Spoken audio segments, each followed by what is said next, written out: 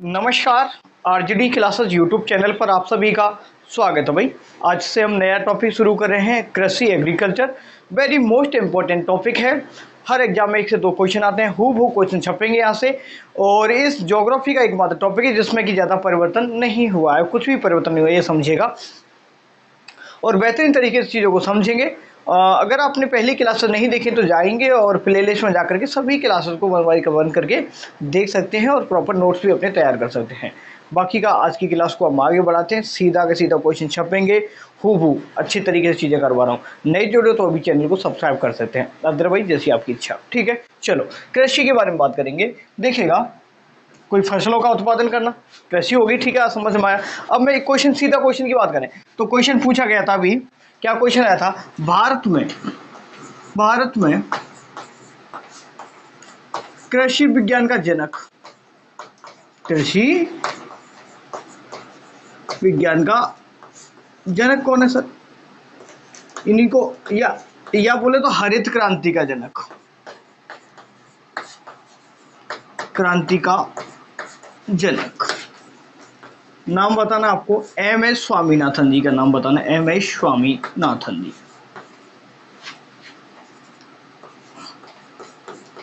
ठीक है भाई, ये आराम से लिखा रहा हूँ, इस तरह लिखते जाएंगे क्योंकि देखो बहुत सारा डिस्कशन हो सकता है, लेकिन ज़्यादा टू द पॉइंट पर बात करेंगे तो अच्छा रिजल्ट आ पाएगा।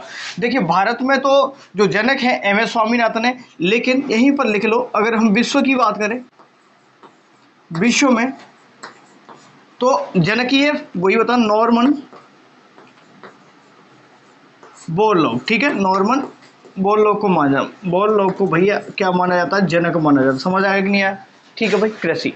और एक क्वेश्चन आया था कि मिश्रित कृषि किसे कहते हैं। कौन सा क्वेश्चन आया था? मिश्रित कृषि। देखिएगा, यहीं पर बताता चलता हूँ। मिश्रित कृषि, मिश्रित कृषि क्या होती है, ये क्वेश्चन बहुत बार पूछा गया है। आप लोग कहेंगे कि सर मिश्रित कृषि का मतलब ये होता है कि खेत है, उसमें जौ उगा दिया, उसी के साथ में उसने बाजरा उगा, सरसों उगा दी। मतलब एक, जैसे अभी रबी का सीजन चल रहा है, रबी के समय फसल हो रही है, जैसे आपने चना उगा दिया एक में ही आपने गेहूं उगा दिया। तो भाई इस तरीके से हमने एक फसल, एक खेत में 2 फसल उगा दी, क्या वो मिश्रित कृषि है? बिल्कुल गलत। तो मिश्रित कृषि का मतलब क्या है? मिश्रित कृषि का मतलब है फसल के साथ क्या, एक तो फसल उत्पादन करो भाई, फसल के साथ में क्या करना? पशुपालन करना। ठीक है, फसल उत्पादन और पशुपालन को संयुक्त रूप से क्या बोला जाता है? आपको बताना है, मिश्रित कृषि बोला जाता है। ठीक है भाई, समझ आ रहा नहीं आ रहा? और कृषि की बात करें, देखिएगा आपने हमारे राजस्थान, क्या भारतवर्ष में भी ये जो एक बहुत ही ज़्यादा फेमस कृषि है जिसका नाम है स्थानांतरित कृषि, स्थानांतरित कृषि, इसी को झूमिंग कृषि भी बोलते हैं।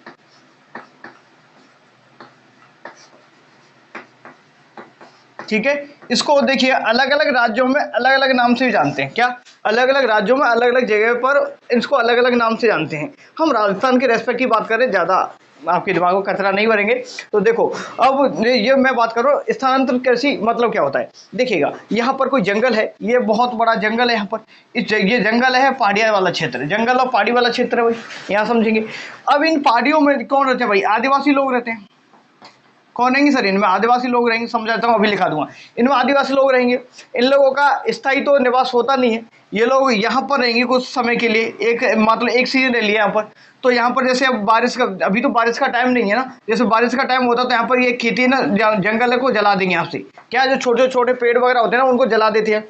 जब जला देंगे तो यहाँ पर कृषि कर लेंगे और अपनी आजीविका को चला लेंगे। फिर उसके बाद ये यहाँ से इस जगह पर चले जाएंगे। कौन सी जगह? यहाँ चलेगी, यहाँ से यहाँ पर चलेंगे। तो इस वजह से इसे बोला जाता है स्थानांतरित कृषि। और जो स्थानांतरित कृषि है, इसी को हम राजस्थान में आदिवासी, जैसे इसको आदिवासी कृषि भी कहते हैं। क्या बोलते हैं? आदिवासी कृषि भी कहते हैं, आदिवासी कृषि भी बोलते हैं सर। ठीक है, क्या बोलेंगे, आदिवासी कृषि। और क्या होता है देखिएगा, जो कृषि कृषि अगर आप लोग यहाँ पहाड़ी क्षेत्रों में कर रहे हो, क्या राजस्थान रेस्पेक्ट में बता रहा हूँ, समझेंगे। अगर आप कृषि जैसे ये पहाड़ी क्षेत्र, इस पहाड़ी क्षेत्रों में ऊपर कर रहे हो, क्या पहाड़ों के ऊपर अगर कर रहे हो, क्या पहाड़ों के ऊपर कृषि करोगे तो उसको बोलेंगे चिमाता कृषि। कौन सी कृषि, चिमाता। जैसे देवी माताओं का जो भगवान जी का मंदिर जैसे बड़े बड़े दुर्ग पर या पहाड़ियों पर होता है ना, उसी तरह समझो यहाँ पे जैसे पहाड़ी क्षेत्र में अगर ये कृषि करेंगे तो माता का मंदिर कहाँ होता है, पहाड़ी क्षेत्रों। ये बहुत बार पूछा गया कि चिमाता कृषि कहाँ की जाती है, तो आपको बताओ पहाड़ी क्षेत्रों में चिमाता कृषि की जाती है। एक होती है, एक तो होगी चिमाता, और एक है दजिया। कौन सी, ये जो यहाँ पर देखिए मैदानी क्षेत्र, उसको बोलते हैं दजिया, दजिया, ठीक है। और दजिया कृषि क्या होती है भाई, दजिया मतलब एक दक्षिण मतलब नीचे की समझो, ये समझ लो क्या मैदान में, ये मैदान में की जाती है। समझ आया कि नहीं आया। और हमारे राजस्थान में, मैं लिखा रहा हूँ पूरा का पूरा, समझ लो हमारे राजस्थान में जो झूमिंग कृषि है, स्थानांतरित कृषि सर्वाधिक कहाँ की जाती है, तो आपको बताना है, आपको उदयपुर का नाम लेना है। अगर सलूम पर नया जिला गठित कर दिया गया है तो वो भी उधर भी आप जा सकते हैं। बाकी का ये था, अब लिखा देता हूँ इनको, ठीक है। चलो समझो अच्छे तरीके से, आगे समझ यहाँ तक कि स्थानांतरित कृषि हो गया या झूमिंग कृषि, और इसी को आदिवासी कृषि भी बोल दिया, ठीक है। एक मैंने कृषि का प्रकार बताया, चिमाता कृषि। कौन सी कृषि, चिमाता। चिमाता कृषि कहाँ की जाती है आपको बताना है, ये पहाड़ी क्षेत्रों में की जाती है, पहाड़ी, ठीक है, क्षेत्रों में। नेक्स्ट बात करेंगे हम, नेक्स्ट है आपका दजिया, दजिया कृषि। दजिया कृषि कहाँ की जाती है आपको बताना है सर, मैदानी क्षेत्रों में, मैदानी क्षेत्रों में, ठीक है भाई। और ये झूमिंग या स्थानांतरित कृषि बोले तो ये वनों को, जंगलों को जलाकर की जाती है, ये बता दिया। आदिवासी लोग ज्यादा करते हैं तो ये आपको पता, आदिवासी कृषि भी कहेंगे।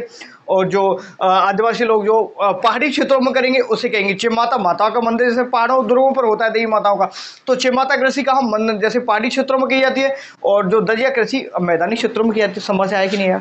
और कृषि के बाद मैंने बता दिया आपको, मिश्रित कृषि क्या होती है कि फसल उत्पादन के साथ में पशुपालन करना, क्या बोलते हैं उसे, मिश्रित कृषि बोला जाता है। ना कि इसको कि एक खेत के अंदर 2 या 2 से अधिक फसलें उत्पादन करे तो उसको क्या उसको मिश्रित कृषि नहीं बोला जाएगा। समझ आया।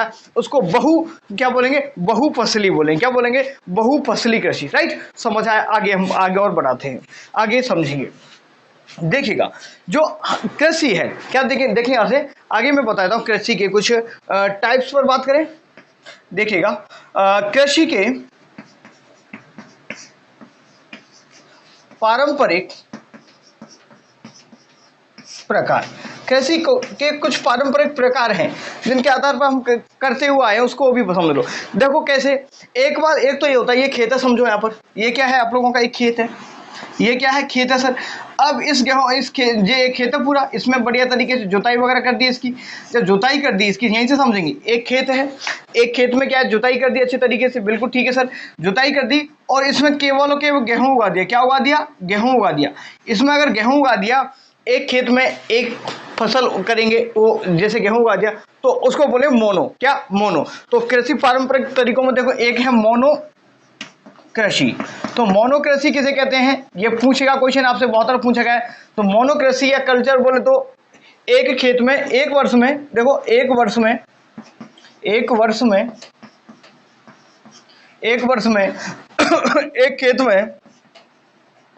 खेत में एक ही फसल का उत्पादन करना। समझ गए। देखो ये जो खेत है इसमें केवल गेहूं उगाओगे तो इसे मोनो कृषि कहेंगे। पानी पिला, रुको।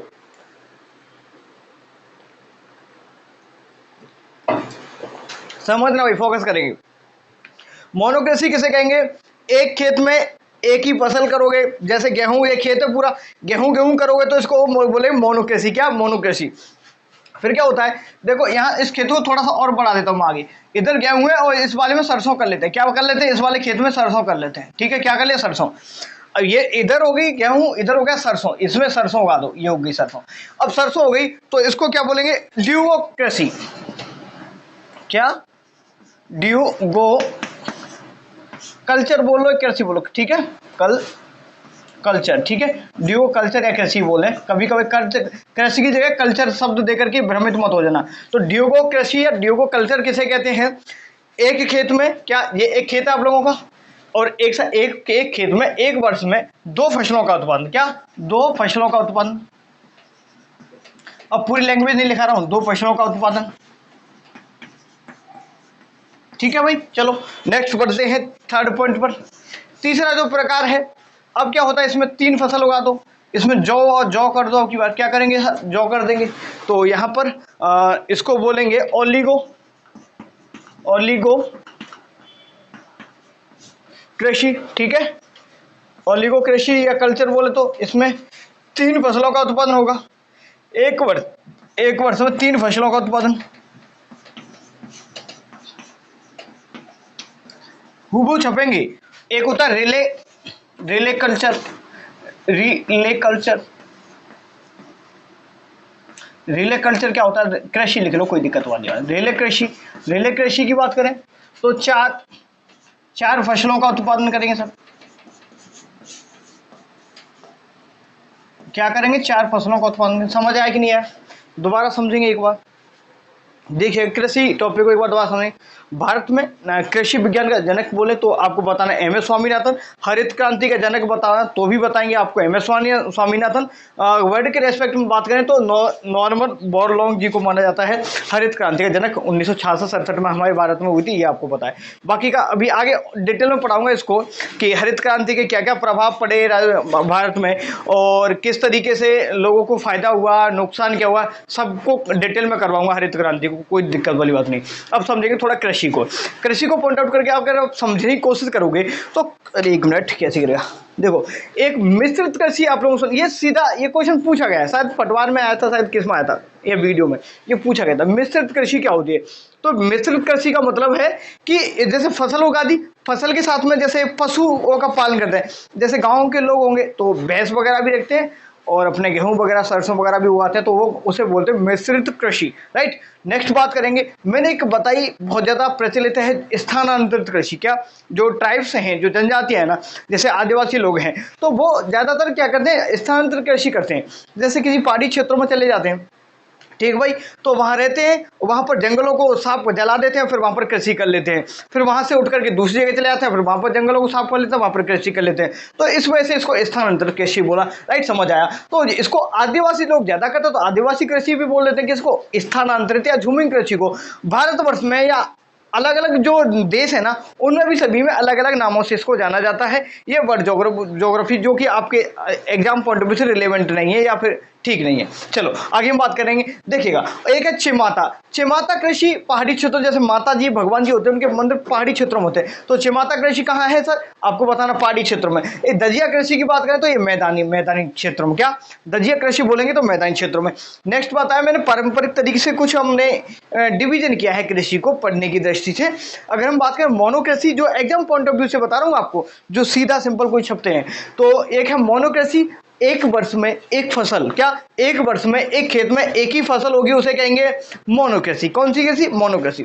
एक वर्ष में एक खेत में अगर 2 फसलें करोगे, एक वर्ष में एक खेत में अगर 2 फसलों का उत्पादन करोगे, जैसे गेहूं सरसों हो गया, तो उसके ड्यूगो कल्चर या कृषि बोलेंगे।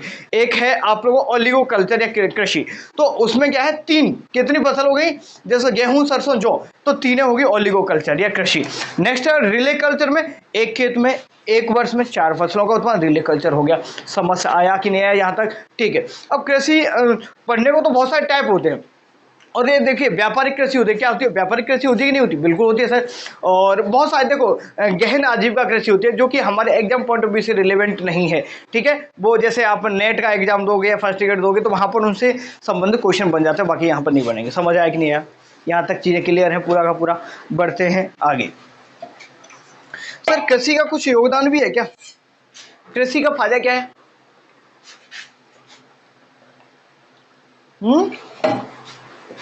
समझोगे, देखिएगा, जो हम कृषि करते हैं ना, इसके कुछ अगर आपसे महत्व पूछ लिया जाए कभी कभार, ये आप लोग इसमें नहीं पूछा जाएगा खैर आपके एग्जाम में, लेकिन फिर भी मैं समझा देता हूँ। ये आरएस मेंस में जब रिटर्न करोगे तब वगैरह, तो वहाँ पर पूछा जाता है कि कृषि का महत्व क्या है। कृषि का महत्व क्या है? एक तो है रोजगार, सबसे बड़ी चीज़ है रोजगार। हमारे राजस्थान की बात करें तो लिख लीजिएगा, यहाँ लिखा देता हूँ, लिख लेना, ये पॉइंट मेंशन कर लीजिएगा, एक पॉइंट यहाँ पर। राजस्थान में देखो, पहले भारत समझो, भारत में कृषि का योगदान, भारत में कृषि का योगदान कितना है भाई? आपको बताना है 54%। कितना? 54% डायरेक्ट और इनडायरेक्ट लोग इनडायरेक्ट रूप से कृषि पर डिपेंडेंट है, लोगों को रोजगार देने का काम करते हैं, आजीविका का बहुत बड़ा साधन है हमारे भारत में। ज़्यादातर किसान लोग देखो 54% लोग कृषि पर डायरेक्ट, कुछ डायरेक्ट रूप से और इनडायरेक्ट रूप से, ठीक है, 54% डिपेंडेंट है। हमारे राजस्थान की बात करें, हम हमारे राजस्थान की बात करें, राजस्थान में कृषि पर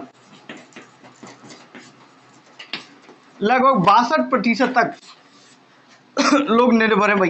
कितने? 62% तक लोग निर्भर है हमारे राजस्थान में। एक तो देखो कितने लोगों को रोजगार मिल गया भाई, आजीविका चल रही, पहला फायदा तो ये हो गया। दूसरा फायदा क्या? जैसे यहाँ से फसल उत्पादन करेंगे तो व्यापारिक महत्व भी हो गया। क्या? व्यापारिक महत्व हो गया। दूसरा क्या होगा? और तीसरा पॉइंट की बात करें, यहाँ से एक कृषि उत्पादन करेंगे, कुछ तो कमाएंगे, बिल्कुल ठीक है, तो ओवरऑल हमारी जीडीपी में कहीं ना कहीं फायदा होने वाला है। तो जीडीपी में बहुत बड़ा कंट्रीब्यूशन होता है कृषि का, होता है कि नहीं होता? बिल्कुल होता है सर। और यहाँ से फसलों का उत्पादन है, बागवानी करते हैं, बहुत सारी चीज़ें आ जाती हैं, तो आपको इतना समझना जरूरी नहीं है। बाकी का बढ़ते हैं आगे। ये सिंपल है, इस तरीके के क्वेश्चन डायरेक्ट पूछे जाएंगे, तो आप लोग ध्यान रखना है। ये कृषि शब्द वगैरह ये तो पता होगा, अगर शब्द से मिलकर बना होता है, ये सब चीज़ें बताना अभी ठीक नहीं है। चलो कोई दिक्कत वाली बात नहीं, आपके एग्जाम में नहीं आएगा इतना। एक मिनट, अब समझेंगे। देखिए, कुछ जो कृषि है ना, कृषि को हम पढ़ लेते हैं मौसम के आधार पर। क्या? मौसम के आधार पर अगर हम वर्गीकरण करें कृषि का, यहीं से क्वेश्चन पूछे जाते हैं सिंपल। एक तो जो अभी बता दिया मैंने, टोटल वहां से बहुत सारे क्वेश्चन पूछे गए हैं। दूसरा पॉइंट है कि मौसम के आधार पर ये सब आप लोग जानते हैं, लेकिन थोड़ा सा क्विकली बता देता हूँ, कुछ क्वेश्चन बन जाते हैं, बाकी का यहाँ से ज़्यादा क्वेश्चन नहीं बनेंगे। 2 मिनट का ये है छोटा सा। क्या है? मौसम के आधार पर कृषि का वर्गीकरण।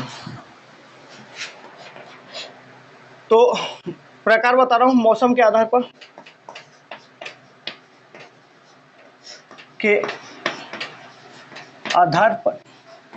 मौसम के आधार पर बात करें कृषि का वर्गीकरण अगर हम करेंगे, पढ़ना चाहें तो देखो 3 तरीके से पढ़ लेते हैं। देखो यहाँ समझने की कोशिश करेंगे। एक होती है खरीफ की फसल, खरीफ, ठीक है, खरीफ की फसल होती है। तो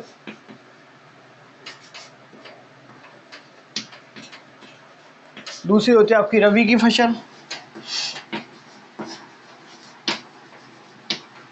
कभी कभार तो यही क्वेश्चन देता है, कौन सी रबी की फसल है, कौन सी खरीफ की फसल है। एक है जायद की।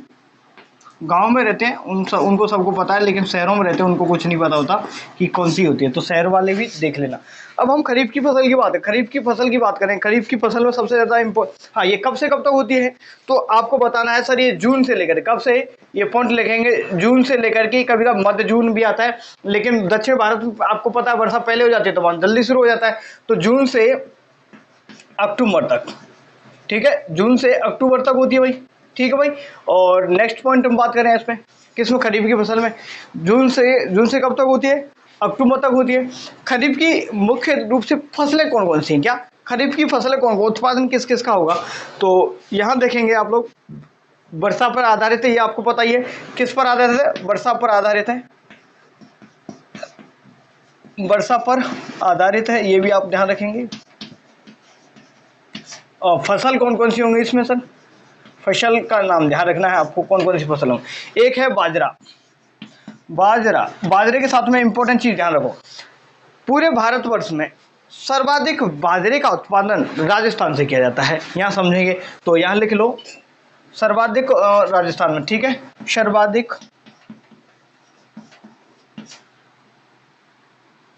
भारत में उत्पादन, भारत में सबसे फर्स्ट नंबर पे बाजरे के उत्पादन में कोई राज्य है तो वो है हमारा राजस्थान, ठीक है, ये समझ में आ गया। नेक्स्ट बात करें हम, बाजरा हो गया, बाजरे के साथ में एक होती है ज्वार, एक है ग्वार। ग्वार उत्पादन में भी भाई राजस्थान टॉप करता है क्या? तो मैं टॉप लिख देता हूँ यहाँ पर। यहाँ पर देखो इतना नहीं लिखेंगे क्योंकि जगह नहीं बचेगी, तो मैं बता देता हूँ कि बाजरे को उत्पादन में भी ये बाजरे उत्पादन में राजस्थान टॉप करता है, ग्वार के उत्पादन में भी राजस्थान क्या करता है? टॉप करता है, ये भी ध्यान रखेंगे। बाजरा हो गया, ज्वार हो गया, ग्वार हो गया, एक हो गई मूंग। क्या होगी? मूंग। एक हो गई मोठ, मूंग, मोठ, मक्का और रागी, सोयाबीन। लिख लीजिएगा इनको, सोयाबीन। इसके साथ कपास आदि। ये हो गई खरीफ की फसल। ठीक है, ध्यान रखेंगे इसमें बाजरा मुख्य रूप से टॉप करता है, बाजरे में भी। ज्वार हो गई, ग्वार होगी, ग्वार में भी राजस्थान टॉप करता है। मूंग है, मोठ है, मक्का है, रागी है, सोयाबीन है, कपास है। ये हो गई आपकी कौन सी फसल है? ये खरीफ की फसल है। रबी की फसल की बात करें, ये कब से कब तक की जाती है? अक्टूबर से ले, ये अक्टूबर से कब तक? ये होती है मार्च तक। ठीक है, अक्टूबर से मार्च तक। लेकिन देखो ये कभी कभार देखो अक्टूबर से ये फरवरी तक वैसे फ्री हो जाती है, लेकिन आप लोगों को बताना है तो अकॉर्डिंग टू ऑप्शन डील करेंगे। अगर फरवरी में भी मिलता है, आपको पता है कि जो अगर हम फरवरी के मध्य तक ये फसलें सलट जाती है, आप लोगों को पता है। ठीक है, चलो बात करें नेक्स्ट आगे। सर ये कैसे? ये सिंचाई पर ज्यादा आधारित है सर, मुख्य रूप से सिंचाई पर आधारित है, सिंचाई पर आधारित है, आपको पता ही होगा ये सिंचाई पर आधारित है। नेक्स्ट बात करें इसमें फसल कौन कौन सी है सर? फसल एक तो आप लोग यहीं से शुरू करते हैं क्या? मोबाइल ले, किस पर आधारित है? ये सिंचाई पर आधारित है। अब बात करें जैसे गेहूं से शुरू करते हैं भाई, खाने की चीजें, और इसमें चावल और लिख लेना, इसमें चावल रह गया क्या? चावल और लिख लो। ठीक है, चावल, गेहूं, गेहूं के बाद आएगा जौ, खाने की चीज बात कर लो, गेहूं, जौ के बाद सरसों, गेहूं, जौ, सरसों, और क्या होता है? मक्का। ये इधर तो मक्का हो गया, ये क्या होता है? गेहूं, जौ, सरसों, और क्या होता है? ज्वार ये होता नहीं है। एक मिनट में देख लेता हूँ कौन कौन सी फसल है इसमें, कौन कौन सी है। हाँ, ये धनिया ये रह गए ना, सरसों, ये मसूर, चना, क्या चीज? बरसी, हाँ बरसी होती है, सही है। ये चना हो गया। चना के बाद में क्या है भाई? आपका मसूर, दाल है, ये दो तीन ध्यान रखें। चना, मसूर, ये हम भी भूल जाते हैं भाई, आप लोग गांव में रहते हो तो वो शहरों वाले तो बिल्कुल भूल जाएंगे। देखो गेहूं, जो, सरसों, चना, मसूर। मसूर के बाद में क्या है? लहसुन, लहसुन है भाई। ठीक है, लहसुन के साथ में और कौन सी है ये? इसमें देख लेता हूं मैं आपको। ये धनिया है, अलसी है, तम्बाकू। ठीक है, धनिया, अलसी, देखो ये तंबाकू भी इसमें होती है भाई। ठीक है, क्या? तंबाकू। और है एक है वर्सी, क्या? वर्सी, वर्सी, और एक है ढैंचा। कौन सा चा? ढैंचा भाई। ये ढैंचा, ढैंचा भाई को एग्जाम पूछा गया, ढैंचा कब उगाया जाता है? ये गांव में रहते हैं उनको तो पता है, क्योंकि ये लंबा होता है। ये ढैंचा है ना बहुत ज्यादा, ये लंबा लंबा बढ़ जाता है, लंबा लंबा बढ़ जाता है, जैसा मान जाता है ढैंचे के। अगर खेत में अगर ढैंचा उगा दिया आपने, अगर उसको जो हैरो होती है ना उससे जोत दोगे ना, तो क्या होगा? बहुत ही जो उर्वरता है खेत की बहुत ज्यादा बढ़ जाएगी। ठीक है भाई, चलो समझेंगे एक बार। ये हो गया। हाँ, इधर आ जाओ पहले। देखो राजस्थान में लगभग 65% तक तो ये होती है हमारी कौन सी? खरीफ की, क्योंकि हमारे यहाँ पानी की कमी है राजस्थान में। लेकिन हमें बयाना की तो उधर हमारे उधर पानी खूब बंद बैठा हमारा। तो देखो इधर देखो, ये जायद की फसल की बात करें, जायद की बात करें तो जैसे आप लोगों की एक तरीके व्यापारिक है ये। ठीक है, थोड़ा बहुत व्यापारिक ही समझ लो, खाद्य फसल तो है नहीं, खाद्य भी है, खाद्य खाते तो है, क्यों नहीं? खाद्य खाते तो है। ठीक है भाई, देखो यहाँ पर देखें तो इसमें बात करें हम, इसमें एक तो तरबूज, तरबूज, खरबूज, खरबूजा, खरबूज, खरबूज बोलते हैं। ठीक है, और सब्जियां, सब्जियां का उत्पादन होता है, ये ध्यान रखना। एक मिनट मिटा देता हूं।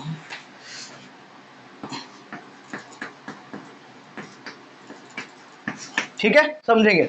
तरबूज है, खरबूज है और सब्जियों का उत्पादन किया जाता है उत्पादन ये को कब होता है? ये आपका लगभग मार्च से लेकर के जून तक होता है, ठीक है। मार्च से लेकर के मार्च और मई कर लो, जून में तो खैर हो जाता है, जून पूरा, मार्च और मई में ये कर लो, ठीक है। मार्च से लेकर के मई तक ये चीज़ें होती है। ये कुछ थी फसलें आप लोगों, ये 35% की समथिंग, और बला बला बला ऐसी थोड़े बहुत ये की जाती है। समझ आया कि नहीं आया? दोबारा समझेंगे एक बार, फसलों को समझेंगे एक बार अच्छे तरीके से, कि मौसम के आधार पर कृषि का वर्गीकरण हम 3 प्रकार से कर सकते हैं। कितने प्रकार से? 3 प्रकार से, ठीक है भाई। पहला प्रकार है आपकी खरीफ की फसल। कौन सी फसल? खरीफ की फसल का जो सीजन है जून से लेकर के अक्टूबर तक। कब तक? जून से लेकर के अक्टूबर तक होता है। ये वर्षा पर आधारित है, आप लोगों को पता है। इसमें एक्स्ट्रा अलग से सिंचाई करने की, इरिगेशन की कोई आवश्यकता नहीं होती है। लेकिन मौसम बदल रहा है कभी कभार, अभी भी ये हमें इसमें इन जो फसल है खरीफ की फसल में सिंचाई करनी पड़ जाती है कि बारिश नहीं होती है, तो अदरवाइज सूख जाती है। तो वैसे आप क्वेश्चन को ध्यान रखना, बस वर्षा पर आधारित है। फसलें कौन कौन सी हैं? बाजरा सबको पता है, फेमस है ये राजस्थान का बाजरा। अपने भारत में भी राजस्थान में टॉप करता है। ग्वार है, ग्वार है, ज्वार है। तो ग्वार ज्वार दोनों इसी में आती हैं। और ये हो गया, मैंने बता दें, मूंग हो गया, मोठ हो गया, मक्का हो गया, रागी हो गया, सोयाबीन, कपास, चावल आदि ये सब हो गए, ठीक है। चलो ये बता दिया मैंने, अच्छी तरह लिखाया है, पूरा लिख लो एक बार दोबारा और समझो। रबी की फसल सिंचाई पर आधारित है, जैसे गेहूं है, जौ है, सरसों है, चना, मसूर, लहसुन, धनिया, ठीक है। और अलसी, तंबाकू, बरसी, ढैंचा, अगर आप जानते हो बरसी कहते हैं भाई, ये पशुओं को चराते हैं, गायों के, भैंसों के लिए चारा काट के लाते हैं, उसको बोलते हैं बरसी। क्या? भैंसों के लिए चारे को बोलते हैं बरसी। समझ आया? और ये खरबूज, तरबूज, ये सब्जियां पता ही होगा। हम भाई बचपन में देखो हर गाँव में अपने हिसाब से बोलते हैं। तो तरबूज तो हम बोलते नहीं थे, हमें नहीं पता होता तरबूज क्या होता है। ये हम बोलते थे इसको क्या? कलिंदो। क्या बोलते थे? देखो ये शब्द आप जानते हैं नहीं जानते मुझे बताएंगे आप कमेंट में। का क्या बोलते? कलिंदो बोलते थे हम, कुछ ऐसे बोलते थे हमारी भाषा में, कि भाई हमें कलिंदो लेने जाना है। क्या जाना है? कलिंदो लेने जाना है। ये था, इसको हम गाँव में ये बोलते थे कलिंदो, है ना। आप लोग शायद आपके गाँव में कुछ अलग बोलते होंगे, हम लोग इसको क्या बोलते थे? कलिंदो। कोई दिक्कत वाली बात नहीं है, ठीक है। चलो आगे बढ़ते हैं। अब कुछ वैज्ञानिक आधार पर सीधा क्वेश्चन, यहाँ से क्वेश्चन छप जाएगा भाई, ठीक है। यहाँ से क्वेश्चन बहुत बार छपा है और छप जाएगा। एक मिनट, आराम से आराम से आराम से, ठीक है भाई। समझ आ रहा है ना भाई? चलो, और भाई थोड़ा सा अच्छा लगा करे ना तो जो है चैनल को सब्सक्राइब कर लिया करो। मेहनत करते हैं इतनी आप लोगों के लिए, तो थोड़ा सा आप लोग भी सपोर्ट किया करें, ठीक है। चलो अब वैज्ञानिक आधार पर बात आए, वैज्ञानिक आधार पर वर्गीकरण। वैज्ञानिक आधार पर, वैज्ञानिक आधार पर हम वर्गीकरण करें तो कैसे? देखो कृषि को कितने भागों में बांटेंगे? देखो भाई बांटेंगे वैज्ञानिक आधार पर, तो हम डायरेक्ट नाम लिखेंगे। क्या लिखेंगे? हम नाम ही लिखेंगे, ठीक है। वर्गीकरण है तो वैज्ञानिक आधार पर मैं लिखाता हुआ चलता हूँ, वर्गीकरण को लिखाता हुआ चलता हूँ वैज्ञानिक आधार पर, ठीक है। इसको भी मिटा देता हूँ ऊपर से, क्योंकि एक ही पेज में यहाँ पर पूरा लिखा आ जाएगा आपका, ठीक है भाई, समझे। अब वैज्ञानिक आधार पर कैसे? आपने सुना होगा क्या क्या, देखो जैसे सेरीकल्चर है। कौन सी कल्चर है? सेरीकल्चर। देखो एक है शेरीकल्चर, सेरीकल्चर या कृषि, ठीक है भाई, एक ही बात है। लेकिन आपको कृषि शब्द नहीं देता है, वो देता है सेरीकल्चर क्या होती है, ठीक है। सेरी, देखो री पीछे आ रहा है तो रेशम, क्या? रेशम उत्पादन, ठीक है। रेशम उत्पादन हो गया, रेशम की उत्पादन हो गया, ठीक है। तो रेशम का उत्पादन करेंगे तो उसको बोलेंगे सेरीकल्चर। कौन सा कल्चर? सेरीकल्चर। नेक्स्ट बोल लिखेंगे आप लोग, एक है एपीकल्चर। कौन सा कल्चर? एपीकल्चर। एपीकल्चर बोले तो लिखेंगे मधुमक्खी उत्पादन, मधुमक्खी उत्पादन, ठीक है भाई। चलो इसके साथ में आगे और लिखें तो एक हो गया पोमोकल्चर। पो और मो हो जा भाई, कोई दिक्कत वाली बात। पोमोकल्चर, पोमोकल्चर बोले तो फलों का उत्पादन,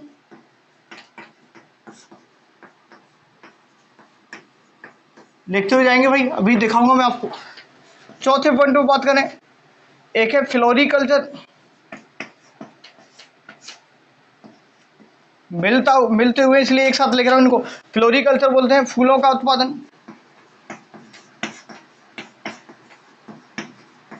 किसका उत्पादन? फूलों का उत्पादन, समझ आ रहा है ना। एक इसी के साथ में आता है हॉर्टिकल्चर,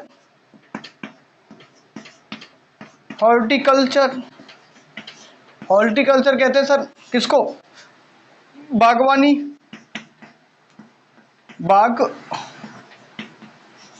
बागवानी करना, ठीक है, बागवानी संबंधी उत्पादन।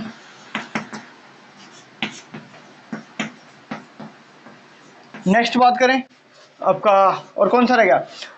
ये हो गया एपीसी कल्चर, और लिख लो पीसी कल्चर।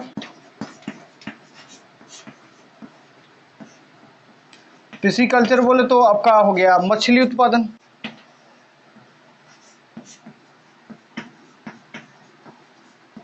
मछली उत्पादन हो गया।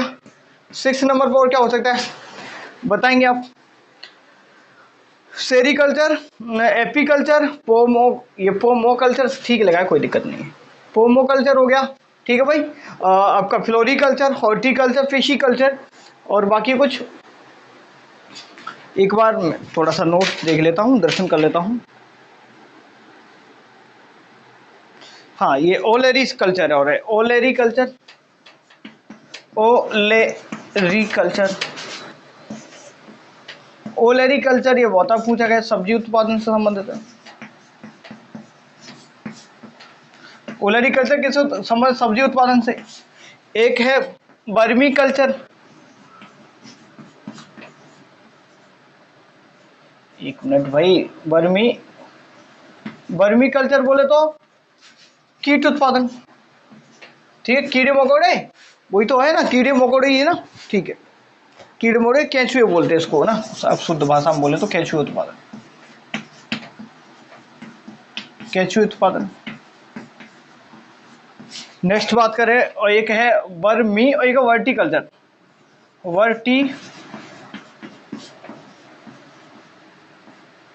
वर्टिकल्चर बोले तो अंगूर उत्पादन। मेरे साथ में लिखते चलेंगे भाई। एक है आपका शिल्वी कल्चर,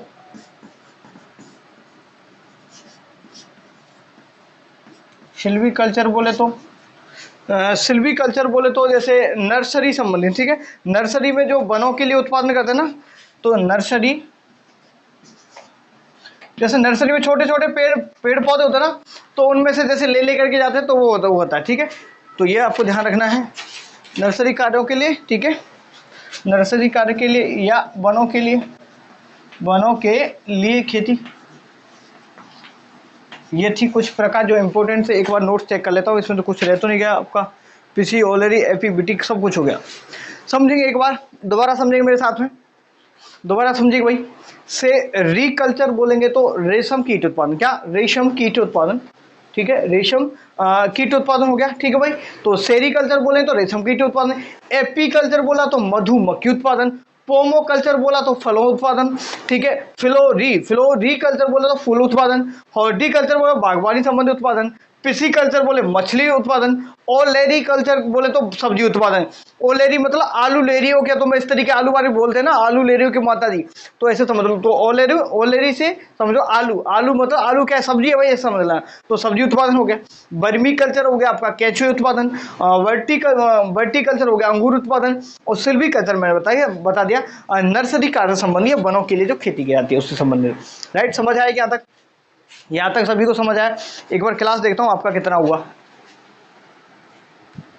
क्लास अभी हो गया आपका 33 मिनट का। तो आगे बढ़े, फिर आगे बढ़ते हैं भाई। आगे ये करवा दिया मैंने,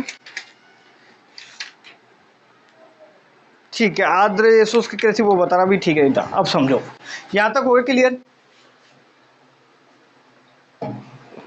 मैं आपको करवा देता हूँ कृषि गणना। क्या? कृषि गणना 2015-16 में हुई थी। उसको एक बार मैं थोड़ा सा, जो आंकड़े हैं डिटो पूछे जाते हैं, हर एग्जाम में लगभग एक क्वेश्चन छपता है वहाँ से, वो पूछ लीजिएगा। अभी नई रिपोर्ट आई नहीं है, तो 2015-16 की जो रिपोर्ट है उसी को मैं एक बार लिखा देता हूँ, ठीक है भाई, समझेंगे तो समझेंगे अच्छे तरीके से। नई रिपोर्ट आएगी तो आपको अवगत करा दिया जाएगा। मैं डाल दूंगा, अभी आई नहीं, लेकिन आप ध्यान रखना चाहो तो रख सकते हैं। देखो ये क्वेश्चन आया है नहीं आया आप खुद देख लीजिएगा, ठीक है भाई, खुद समझेंगे। तो कृषि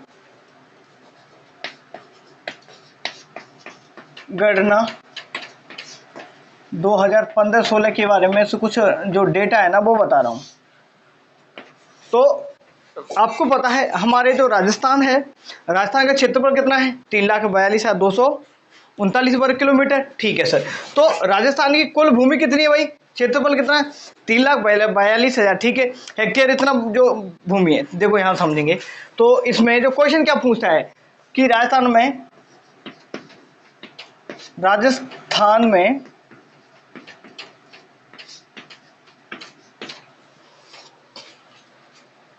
कुल कृषि योग्य भूमि इस तरीके से एक है आता है, योग्य भूमि की आता है, क्वेश्चन आता है योग्य भूमि कितनी है सर? राजस्थान में कुल कृषि योग्य भूमि कितनी है? दूसरा क्वेश्चन इसमें यहाँ यह पूछा गया था कि बंजर भूमि कितनी है, शुद्ध बोया गया स्थान कितना है। एक बार मैं नोट चेक कर लेता हूँ कि अगर इसमें कुछ मिसप्रिंट ना हो जाए आप लोगों का। तो कोई दिक्कत वाली बात नहीं है, मैं एक बार पूरा डिटेल में समझाता हूँ। देखो समझो, इसको अभी करवाऊंगा, इसको थोड़ा सा रिवर्स में चलते हैं। देखो यहाँ बता रहा हूँ मैं आपको, समझेंगे कि राजस्थान में जो कृषि की जाती है ना, खेती पर उत्पादन करेंगे, ठीक है सर, बिल्कुल समझ आया। तो एक तो होता है शुद्ध बोया गया स्थान, क्या? तो शुद्ध बोया, ये क्वेश्चन पूछा गया कि राजस्थान में शुद्ध बोया गया क्षेत्र कितना, क्षेत्रफल कितना है। तो लिखना है शुद्ध, पहला पॉइंट ये लिखेंगे, शुद्ध बोया गया क्षेत्रफल। राजस्थान में शुद्ध बोया गया क्षेत्रफल कितना है आपको बताना है सर। 52% है। कितना है? 52% शुद्ध बोया गया स्थान क्षेत्रफल है। कितना? 52%। और मैं बात करूं बंजर भूमि की बात करें, राजस्थान में बंजर भूमि कितनी है भाई? तो बंजर भूमि आपको ये आंकड़े याद रखने होंगे, 11%। कितना? 11%। वानिकी कितनी है सर? वानिकी भूमि की बात करें, वानिकी मतलब वन वगैरह ही है, ठीक है। वानिकी भूमि की बात करें तो वानिकी भूमि आपकी लगभग 8%। कितना? 8%। और बात करें हम कौन सी, ये चारागाह भूमि की बात करें, चारागाह भूमि की बात करें तो चारागाह भूमि बताना है आपको कितना है? 5%। कितना? 5%। और हम बात करें ऊसर भूमि की बात करें, ऊसर भूमि की बात करें, ऊसर मतलब कृषि अयोग्य है, ये कृषि अयोग्य भूमि की बात करें, कृषि अयोग्य भूमि, ठीक है। ये आंकड़ा एक बार चेक कर लेता हूँ, मिस गलत ना हो जाए, ठीक है। 7% ये, ठीक है, 7%। ये है कुछ आपके आंकड़े जो घूबू मैंने बता दिए। और कृषि के अतिरिक्त अन्य उपयोगी, कृषि के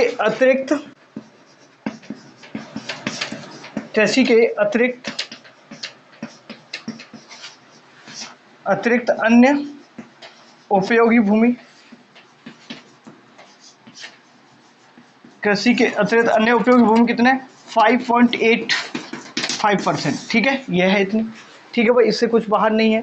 अब बता रहा हूं मैं आपको, ये जो भूमि है क्या, इसके ये लिख लिया आपने, ठीक है। इसके साथ में आप लिखेंगे, एक बार दोबारा समझ लो, दोबारा समझेंगे। ये रिपोर्ट है भाई से 2015 की जो गणना हुई थी भाई, ठीक है, कृषि गणना हुई थी, उसमें बताया गया है भाई कि देखो जो राजस्थान है जो शुद्ध बोया गया क्षेत्रफल है, क्या शुद्ध बोया गया क्षेत्रफल कितना, ये क्वेश्चन देख लीजिए, उठा के देख लीजिए पेपर, ये बहुत बार क्वेश्चन रिपीट हुआ कि राजस्थान में शुद्ध बोया गया क्षेत्रफल कितना है, तो आपको बताना है 52%। कितना? 52%। राजस्थान में बंजर भूमि कितनी है? 11%। राजस्थान में वानिकी भूमि कितनी है? 8%। आपको पता चारागाह भूमि कितनी है सर? 5%। और ऊसर भूमि कितनी है? 7%। और कुछ कृषि के अलावा जो भूमि अतिरिक्त भूमि उपयोग की है वो 5.85% है। ये समझ आया आपको? अब बात करते हैं आगे, जो ये कृषि है, जैसे ये जो भूमि बोई जा रही है, कौन सी? ये बोई जा रही है लगभग 180 लाख हेक्टेयर भूमि। कितनी? 180 लाख हेक्टेयर भूमि। अब बात करें इसमें आगे, यहीं पर थोड़ा सा मैं बता देता हूँ, यहीं पर करवा देता हूँ, देखिएगा, यहां समझेंगे अच्छे तरीके से, समझने की कोशिश करेंगे। अब मैं बता रहा हूं कि राजस्थान में क्या, राजस्थान में कुल भूमि जोत कितने साहब, भूमि जोत, भूमि जोत भूमि कितनी है सर, तो यह है 76 लाख हेक्टेयर। कितने? 76 लाख हेक्टेयर। ठीक है, कितनी भूमि है भाई? कुल जोतियों की भूमि कितनी है भाई? कुल भूमि जोत भी बोल लो इसको, किसी कुछ भी तरीके से बोल लो, क्या कुल राजस्थान में कुल भूमि जोत, ठीक है हाँ कुल भूमि जोत, या आगे दोबारा मत लिखो, राजस्थान में कुल भूमि जोत कितना है भाई आपको बताना है, तो आपको बताना है 76 लाख। कितना? 76 लाख। ठीक है भाई, कितना है राजस्थान में कुल भूमि जोत कितना है? 76 लाख। 76 लाख बोले तो एक किसान है, कितने? 76 लाख किसान है जो कि क्या करते हैं भाई? किसान। जोत का मतलब ये समझ लो। तो राजस्थान में किसान कितने हैं भाई जो कृषि करते हैं? 76 लाख है। जिनमें से पुरुष की बात करें, पुरुष की बात करें 68.8 लाख है भाई। महिला की बात करें, महिला कितनी है? तो 7.75 लाख है सर, ये आपको ध्यान रखना है। ठीक है, और इसी के साथ एक पॉइंट बताता हूं कि एक अभी क्वेश्चन पूछा गया था, सीमांत किसान किसे कहते हैं? सीमांत किसान, सीमांत किसान या जोत दे देगा आपको। सीमांत किसान या जोत किसे कहेंगे? जिसके पास 1 हेक्टेयर से कम भूमि, 1 हेक्टेयर से कम भूमि, लिख देता हूं, 1 हेक्टेयर से कम भूमि हो ना जिस किसान के पास, उसे कहेंगे सीमांत किसान। क्या? सीमांत किसान। सीमांत किसान के बाद लघु किसान।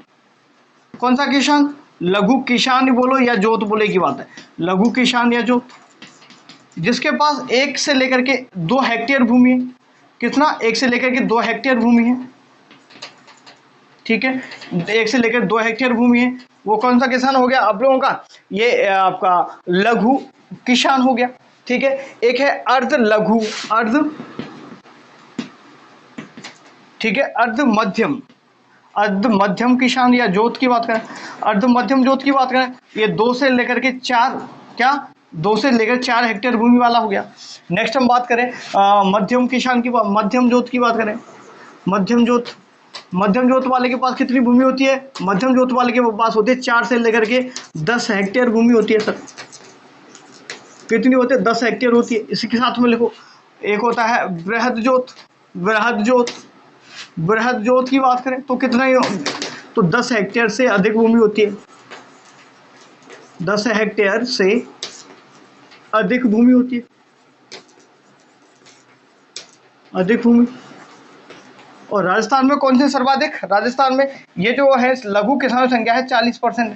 कितना? 40%। और का आंकड़ा ध्यान मत रखो, बस इतना ध्यान रखेंगे। समझ आया? दोबारा समझेंगे, ये बहुत ही ज्यादा, ये बॉक्स बनाया मैंने, वेरी इंपॉर्टेंट है, दोबारा समझेंगे। राजस्थान में कुल भूमि जोत की बात करें या किसानों की संख्या बात करें तो कितने? 76 लाख है। कितने लाख है? 76 लाख किसान है, जोत भूमि जोत है।